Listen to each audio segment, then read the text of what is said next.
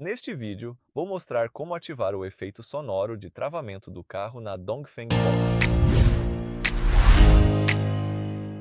Então, para começar, vamos iniciar pela tela inicial. Aqui, na tela inicial, vamos abrir o ícone do carro, que é este ícone azul bem aqui. Em seguida, na lista que aparece, tudo o que você precisa fazer é rolar até Som e Exibição. E, em Som Externo, você encontrará a função Efeito Sonoro de Travamento do carro.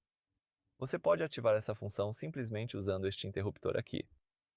E como você pode ver, é possível escolher entre o som suave ou o som quente.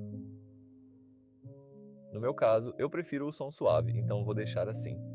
Agora, se você travar o seu carro, vai ouvir esse incrível efeito sonoro suave. Então é isso para este vídeo. Obrigado por assistir e deixe um like no vídeo.